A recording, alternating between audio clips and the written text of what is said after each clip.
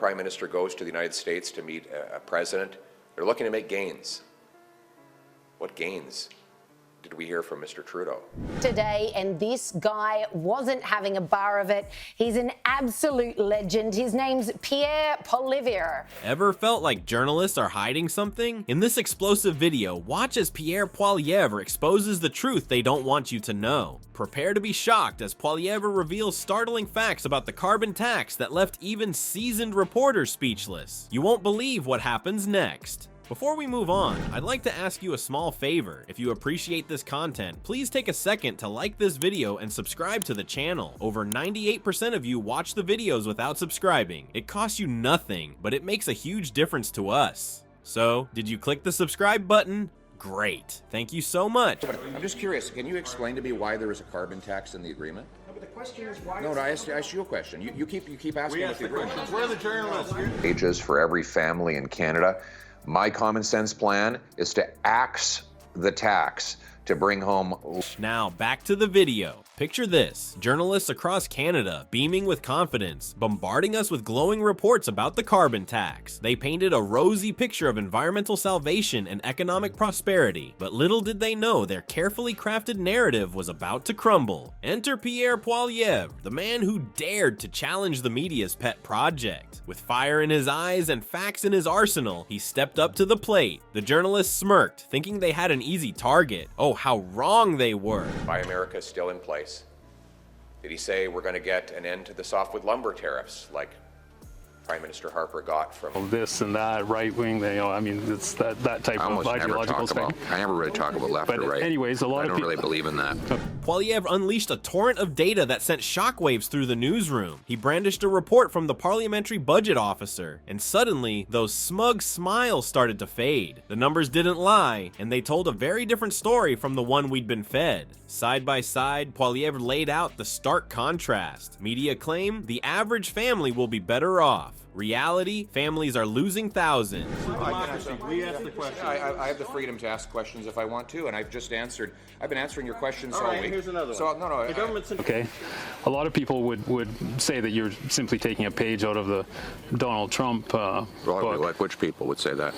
Media promise, green jobs bonanza. Truth, job losses in key sectors. The journalists squirmed in their seats, their faces a mix of disbelief and dawning horror. But Poilievre was just getting started. He pressed on, revealing more and more discrepancies. With each new fact, you could see the color draining from the reporters' faces. They fumbled for their notes, desperately searching for a rebuttal that wouldn't come. The tension in the room was electric. You could almost hear the gears turning in the journalists' heads as they realized the ground was shifting beneath their feet. Poilievre had more up his sleeve, and everyone knew it. What bombshell was he about to drop? Then came the knockout punch. Poilievre revealed the shocking truth. 100% of middle-class Canadians are worse off because of the carbon tax. Not some, not most, but every single one. The silence that followed was deafening. Jaws dropped. Pens stopped scribbling. For once, the ever-chatty press corps was speechless. As the dust settled, it became clear that this wasn't just about the carbon tax anymore. The media's credibility lay in tatters. If they could get this so wrong. Taxing all who buy the food. This will kill jobs. It'll vaporize about $18 billion of our GDP. This is the consequence of having a weak prime minister who's lost control of our borders, lost control of immigration, lost control of crime and drugs. What else had they been hiding? The floodgates were about to open, and more lies were about to be exposed. Poilievre had struck a blow for truth, and the battle was far from over. If you thought the carbon tax revelations were explosive, brace yourself. Poilievre was about to drop another bombshell, this time exposing the truth behind Canada's refugee numbers. The media had been spinning a tale of humanitarian triumph, but the real story was far different. How many asylum seekers were really entering Canada, and at what cost? For years, we've been fed a steady diet of heartwarming stories about Canada's compassionate refugee policies under Trudeau. The media painted a picture of a nation opening its arms to those in in need, glossing over any potential downsides. But Poilievre wasn't buying it. He dug deeper, and what he found shocked even the most hardened political observers. Poilievre revealed that asylum seeker numbers had skyrocketed, tripling in just 5 years. This year alone, a staggering 130,000 people claimed asylum in Canada. But that was just the tip of the iceberg. The real kicker, many of these claims were false. Great many Canadians, but Like who?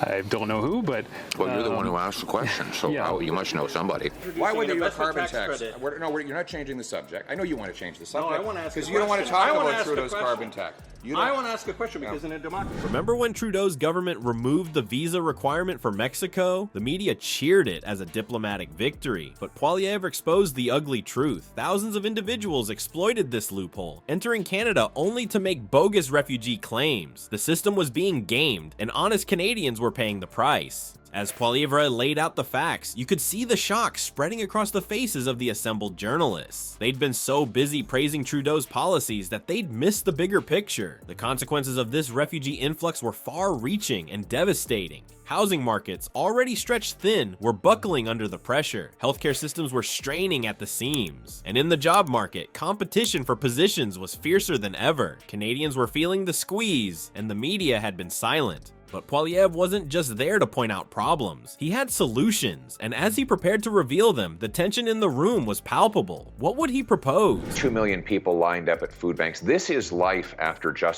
8 years of Justin Trudeau. He is not worth the cost, not worth the crime, not. Minister, oh, I hope to high heaven this happens. Imagine that guy instead of Justin Trudeau. Well, this I is the mean, problem this with would just be all. How would he fix this mess? His answer was bold and straightforward. Return to pre-Trudeau refugee acceptance levels. Prioritize genuine refugees, he argued, and crack down on false claims that clog up the system and delay help for those truly in need. It was a direct challenge to the status quo, and you could almost hear the gasps from the pro-Trudeau journalists. As Poilievre wrapped up his presentation, the implications were clear. This wasn't just about refugee numbers. It was about the media's role in shaping public perception. How many other issues had they misrepresented? What other truths were hiding behind their carefully crafted narratives? The floodgates were opening, and Canada would never be the same. Poilievre's takedown of the media was nothing short of spectacular. He didn't just expose their lies, he shattered their credibility into a million pieces. The carbon tax deception and refugee numbers game were just the tip of the iceberg. Bullied and verbaled by the media. And I think Donald Trump was the first one to really